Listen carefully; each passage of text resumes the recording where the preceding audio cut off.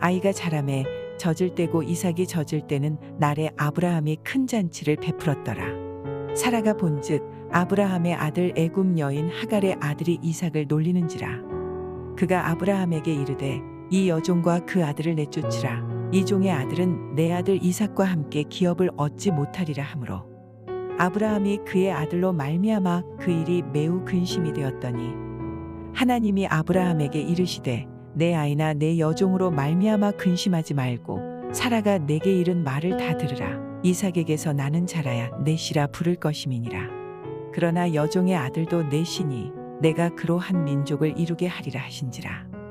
아브라함이 아침에 일찍이 일어나 떡과 물 한 가죽 부대를 가져다가 하갈의 어깨에 메워주고 그 아이를 데리고 가게 하니 하갈이 나가서 브엘세바 광야에서 방황하더니 가죽 부대에 물이 떨어진지라. 그 자식을 관목덤불 아래에 두고 이르되 아이가 죽는 것을 참아보지 못하겠다 하고 화살 한 바탕 거리 떨어져 마주 앉아 바라보며 소리내어 오니 하나님이 그 어린 아이의 소리를 들으셨으므로 하나님의 사자가 하늘에서부터 하갈을 불러 이르시되 하갈아 무슨 일이냐 두려워하지 말라. 하나님이 저기 있는 아이의 소리를 들으셨나니 일어나 아이를 일으켜 내 손으로 붙들라.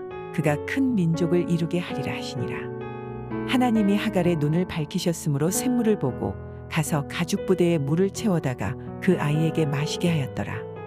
하나님이 그 아이와 함께 계심에 그가 장성하여 광야에서 거주하며 활 쏘는 자가 되었더니 그가 바란 광야에 거주할 때에 그의 어머니가 그를 위하여 애굽 땅에서 아내를 얻어 주었더라.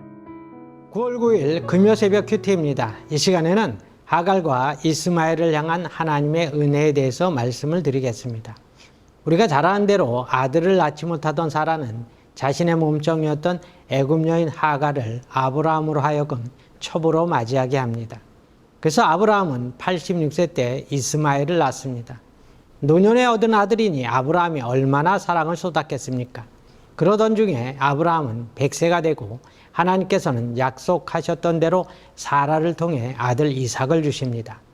그때부터 아브라함의 가정에 불화가 시작됩니다. 그것은 하나님께서 주시겠다고 한 약속의 아들을 믿지 못한 아브라함의 불순종으로 인한 것입니다. 이제 이삭이 젖을 떼는 날 아브라함이 큰 잔치를 열었는데 이스마엘은 어린 이삭을 놀렸습니다. 그것을 보고 사라가 분노합니다. 당시 이스마엘은 17세 정도 되었고 이삭은 3세 정도 되었습니다. 이스마엘은 이삭이 태어나자 서자인 자신이 아버지의 후사가 되지 못하고 아버지의 사랑과 관심이 이삭에게 쏠린 것에 시기와 소외감을 느끼게 되었습니다. 그래서 이삭을 놀렸는데 그것을 보고 사라는 하갈과 이스마엘을 아브라함에게 내쫓으라 했고 아브라함은 큰 근심을 하게 됩니다.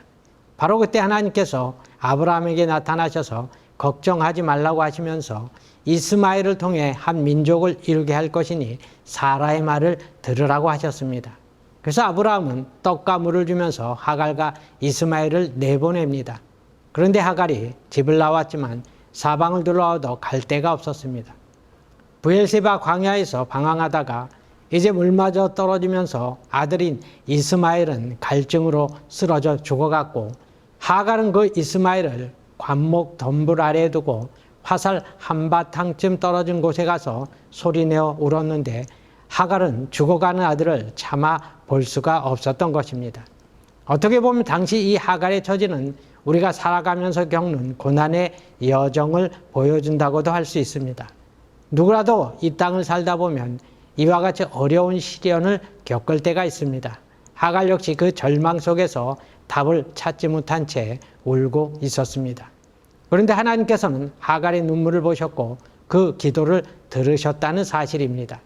비록 이스마엘이 언약의 자녀가 아닌 불순종의 자녀였지만 하나님께서는 그 이스마엘도 버리지 않으시고 은혜를 베푸사 구원해 주십니다.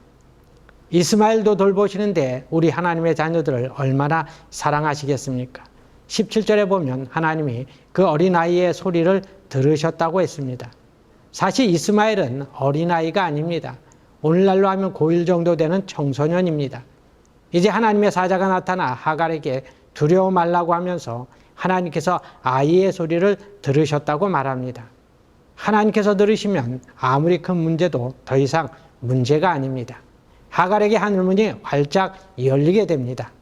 19절에 보면 하나님이 하갈의 눈을 밝히셨으므로 샘물을 보고 가서 가죽 부대에 물을 채우다가 그 아이에게 마시게 하였더라고 했습니다. 샘물을 발견하여 죽음의 문턱에서 살아나게 된 것입니다. 그리고 후에 하나님께서 아브라함을 통해 약속하신 것처럼 이스마엘은 큰 민족을 이루게 됩니다. 하나님께서는 시건치 않으시는 분이십니다. 말씀하신 것을 끝까지 지키시는 신실하신 하나님이십니다. 오늘 하갈과 이스마엘의 부르짖음을 들으신 하나님께서는 우리의 기도도 들으십니다.